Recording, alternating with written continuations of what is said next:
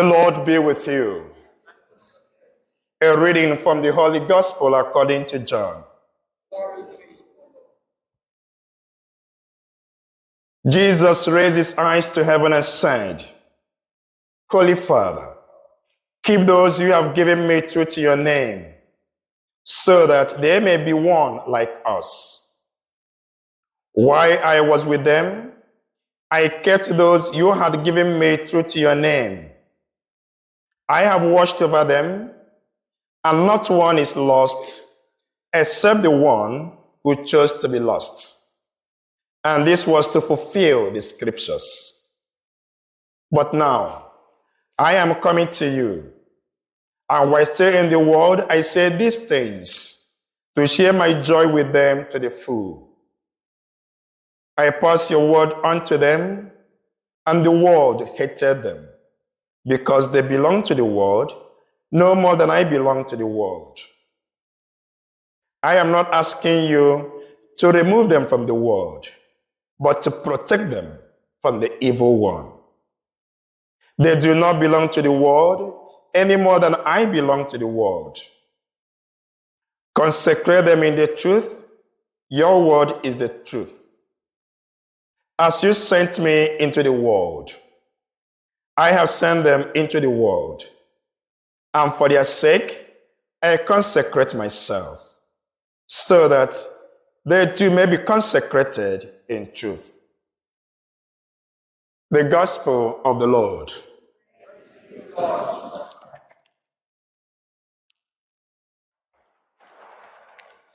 Let someone else take his office.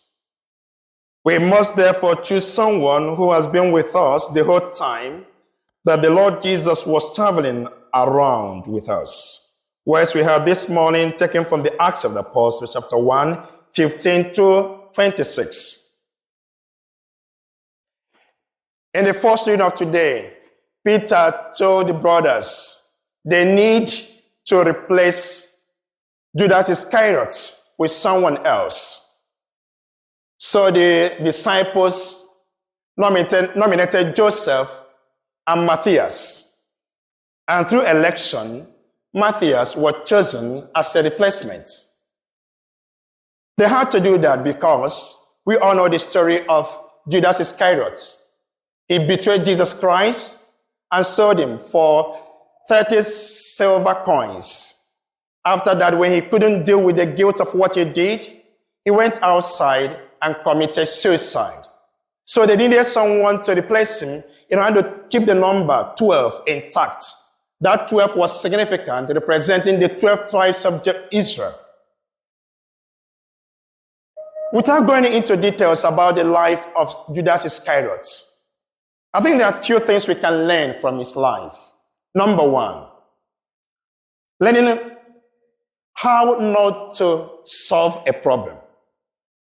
In life, we will always meet difficulties. We will always encounter challenges. We will always have problems. It is part of the journey. We will always make mistakes also because we are prone to making mistakes. We are human beings. And when we have problems, when we encounter challenges, or when we make mistakes, the immediate instinct in us as human beings is the instinct to fix it. We try to solve it, to solve the situation, to solve the problem, or to amend the mistakes we have made. That is the instinct. But it is one thing to make a mistake. It is one thing to encounter a problem, and another thing to find an appropriate measure to solve it. Now, these two gentlemen, Peter and Judas Iscariot, they both betrayed Jesus Christ. Peter betrayed Jesus Christ by denying him 3 good times. But when he realized what he did, when he came to his senses, he went out and wept. He cried. Then after crying, he wiped away his tears and went back and continued his relationship with God, continued his journey of life. He went back and life continued. On the other hand, Judas Iscariot betrayed Jesus Christ by selling him for 30 silver coins. When he realized that he had made a mistake, he went outside there and committed suicide. So, two persons, more or less the same mistake. Two different approaches to it. For Peter, he dealt with it and then continued with life. For Judas, it is all over. There's nothing I can do about it. So he ended it all. He gave in to hopelessness.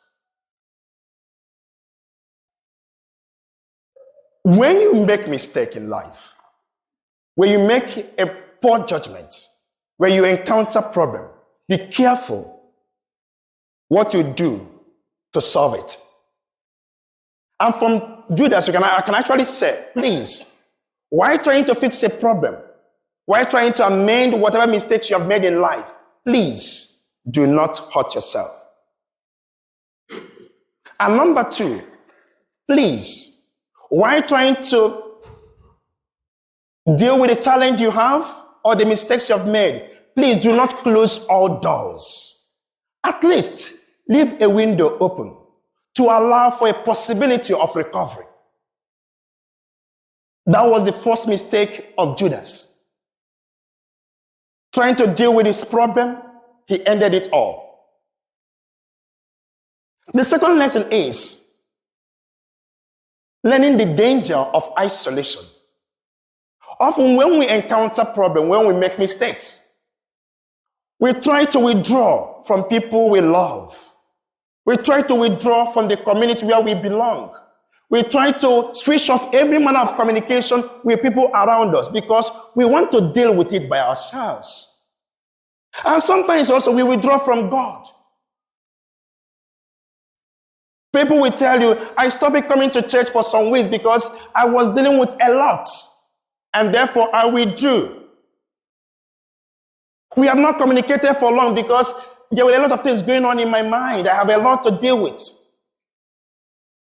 That was also the mistake of Judas. When he sold Jesus and realized that he made a mistake, he withdrew from the apostles. He isolated himself from the community. He went to himself. And I tell you, when you withdraw yourself because you have got problems or because you have made mistake, when you withdraw yourself, when you isolate yourself, you take in all the problems onto yourself. And the weight of that problem will weigh you down all the more. It might suffocate you.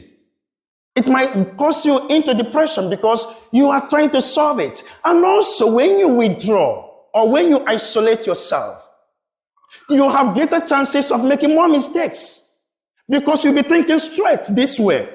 Your thought will be a one-way traffic. But if you have someone in your life, you can go to say, this is what I'm passing through. Going to someone to share your problem or to let him know your mess doesn't necessarily mean that person is going to solve it. But I believe in that little statement that problem shared is half solved. Because you may listen, you may not get another voice who could tell you, Nathaniel, why not think this way? Have you considered this option? That was another mistake of Judas. Isolation. I know in this climb, we try to emphasize privacy. We try to emphasize confidentiality and all manner of data protection. I'm upholding that. But if you haven't got someone in your life, someone that you can confidently go to talk about or to talk through or to share your thoughts and your problems or whatever you are passing through, dear, I will indeed enjoin you, encourage you to get someone. I'm talking from experience. It helps. As I said, the person may not be an expert or may not even solve the problem, but listening to someone else might make a significant difference in the process. So, dear friends, the apostles gathered to find a replacement to Judas. And today we are examining what Judas did. And I'm telling you, we are prone to making mistakes. Sometimes we make horrible mistakes that we are very ashamed of. Please, do not be so ashamed of it that while trying to find a solution, you hurt yourself. Please don't.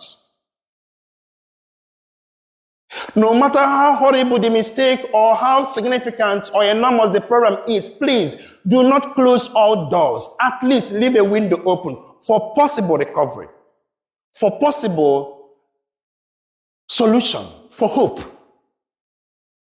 And finally, please, no matter what you are dealing with in life, if you feel it is too much for you, do not withdraw from the community. May your problems bring you closer to God instead of making you go away from Him. If you have got loved ones, please find someone you can trust to talk to. Many of us, I will say from the statistics we have, from experience from psychologists, go through different series of depression.